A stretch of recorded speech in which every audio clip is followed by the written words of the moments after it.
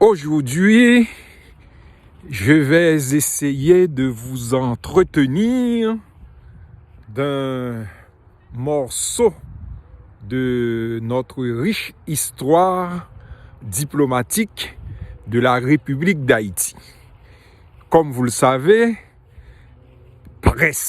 quasiment tous les diplomates, ambassadeurs, envoyés spéciaux et extraordinaires de la République d'Haïti en France étaient au 19e siècle non seulement des diplomates, mais aussi des poètes et écrivains. Et parmi ces diplomates écrivains, on peut citer Massillon Kouakou, Georges Sylvain, Abel Léger, et on peut citer aussi le général Saint-Surin et Maniga, qui était à la fois un général de l'armée haïtienne, mais aussi un écrivain, car il a écrit 3 livres et une réponse à son cousin Folvling Hippolyte, et le livre s'appelle d'abord Une réponse, et il a fondé aussi un journal au Cap haïtien qui était l'organe de son parti, qui s'appelle Le Vigilant. Mais aujourd'hui, nous allons nous attarder sur Georges Sylvain, car ce poète rentre dans la catégorie des diplomates haïtiens qui a été devant ce qu'on appelle des réponses diplomatiques. Comme Anténor Firmin, qui a écrit un livre en réponse à Gobineau, de l'égalité des races humaines, que tout le monde connaît.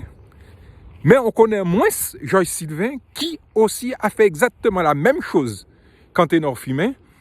Il a écrit une réponse à un agent diplomatique américain qui s'appelle Thompson, dont son seul objectif était de dénigrer Haïti dans les journaux américains, car il était là pour préparer les gens à l'occupation américaine de 1915. Il s'appelait Thompson, et figurez-vous, le grand Georges Sylvain a écrit un livre pour répondre à ce fameux Thompson.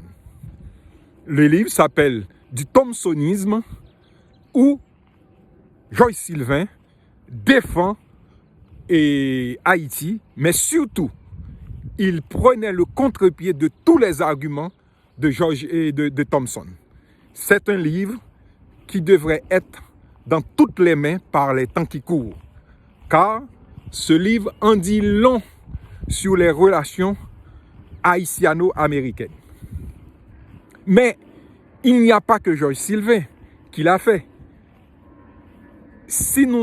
Il y a un autre diplomate haïtien qui était aussi à Paris et à Londres, qui s'appelle Louis-Joseph Janvier, qui a écrit un livre pour défendre Haïti contre celles et ceux qui dénigrent Haïti.